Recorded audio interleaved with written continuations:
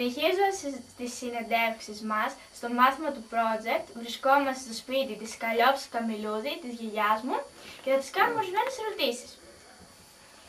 Πόσο χρονών είστε? 90.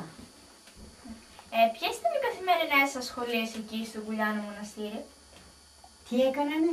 Τι δουλειές κάνατε? Να, δουλειές του σπιτιού, δουλειές αυτές. Ναι, το πρωί που σκόνησαν, Το ναι. πρωί που σκόνωσαν, μάζευαν τα ρούχα, ύστερα μετά αρχινούσαμε να κινδούμε ρένια. Να κινδούμε, να προλαβαίνουμε, να τα σκάνουμε τα ρούχα μας από νούμε μέχρι του Λάζαρου. Μεθαρά Δευτέρα, απόκρυβαμε. Βαστούσαμε 3 μέρες στα ροκουσί, δεν έτρωγαμε ούτε νερό, ούτε ψωμί, ούτε τίποτα. Τετάρτη μαγείρευαν οι μάνες μας και πήγαιναμε στην εκκλησία. Και ο παπάς έκανε λειτουργία. Και μετά όταν σκόλαζε η εκκλησία, καθόμασταν και έτρωγαμε πια τι φαγητό είχε. Και έλεγε ο παπάς, μη τρώτε πολύ, γιατί θα σας πιάσω στο μάχη. Εμείς όμως πεινούσαμε και έτρωγαμε. Άλλοι έτρωγαμε πράσο, άλλοι φασόλια, άλλοι φάβα, κάθε μια τι φαγητό είχε. Και έτρωγαμε. Ύστερα πήγαιναμε στο σπίτι Ρένια και έπαιρναμε πολλές καθαρά δευτιά και έπαιρναμε στούκνες. Και ριχνούσαμε να κινδούμε. Και έπρεπε μέχρι του Λάζαρου να τελειώνει και η τσούκνα, να τελειώνει και το πουκάμισο. Τι να φορέσουμε. Αλλά εμείς όμως κινδούσαμε πολύ, κάθε μέρα κινδούσαμε πολύ. Για να στελέσουμε να τα προλαβαίνουμε όλα. Προλάβαινε το Λάζαρο πολλές ρένια, ντούσαμε, μαζεύονταν κανιά δικαριά κοπέλες και πήγαιναμε σε κάθε σπίτι. Και τραγουδούσαμε και μας έβρισαν πότε αυγά, πότε καλαμπόκια βρασμένα, ό,τι είχε κάθε μια, κανιά δραχμή, αυτό ήταν. Κάνουμε και άλλες ερωτήσεις. Ποια είναι τα συνηθισμένα φαγητά σας τότε? Τα φαγητά μας, να σου πω τι έτρωγαμε. Κρέας δεν έτρωγαμε, δεν είπαμε κρέας. Δεν ήταν, όχι δεν ήταν. Έτρωγαμε. Πήγαιναμε στα χωράφια, μάζευαμε σαραγγάρια. Πήγαιναμε στα χωράφια, μάζευαμε ραδίκια. Πήγαιναμε στα χωράφια, μάζευαμε λάπατα. Ήταν τα φαγητά μας, αυτά ήταν. Όλα σαρακουσίνα φαγητά. Ούτε και σαρακουσίνα με ήταν, τα φαγητά μας ήταν αυτά. Τα φρούτα μας.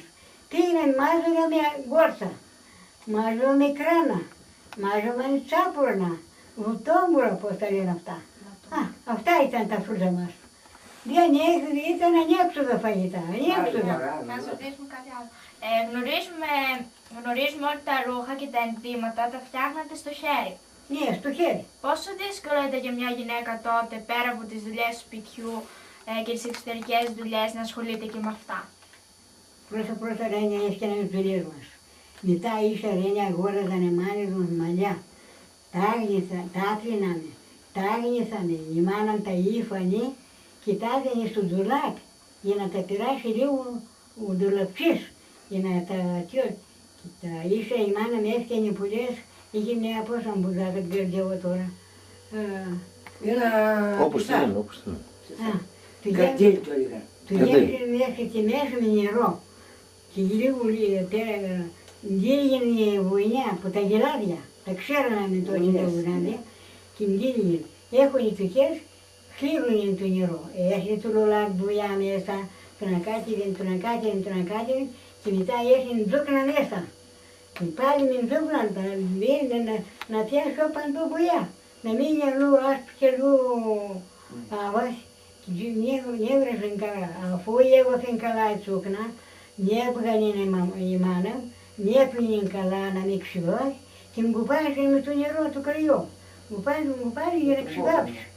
Και όταν έγινε καλή πολλές, ξέβαψε, νέπλυνε η μάνα μου κουπάζει καλά, νέβαινε μια γυναίκα πολλές ρένια και μετά ίσα τσούφρωνε, ναι κοίτα, τσούφρωνε. Νέφτιανε τόσο δά ψηλή τζούκνα.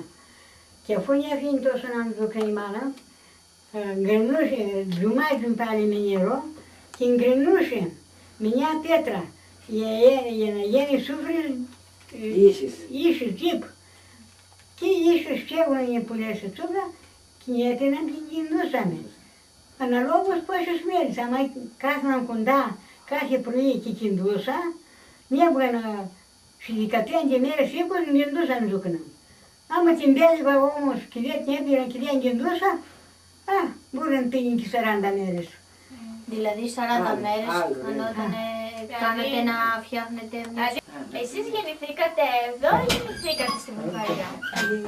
Γεννηθήκα εδώ στην Βουλγαρία. Είχα 20 μέρες.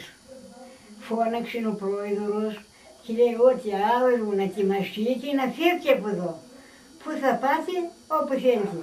Θέλετε στα Τρίκαλα, θέλετε στο Νέο Μοναστήρι, θέλετε εδώ, θέλετε εκεί και ήρθαμε εδώ στο παλιό του χωριό. Αλλά είχα 20 μέρες εγώ, δεν τα θυμάμαι. Έφτιαξε η πατέρα με ένα κουρκούρι, έβαλε εκεί τα ρούχα, τα τέτοια, όλα που λέει, ετοιμάστηκαν, πήγαμε ώσπου πήγαμε πολλές. Σταμάτησε ο μπαμπάς στο, πώς το λένε τώρα αυτό, το Διαγάτς. Το έλεγαν ένα χωριό, Διαγάτς. Σταμάτησαν εκεί, λοιπόν, ξέριψαν τα ζώα να τρως.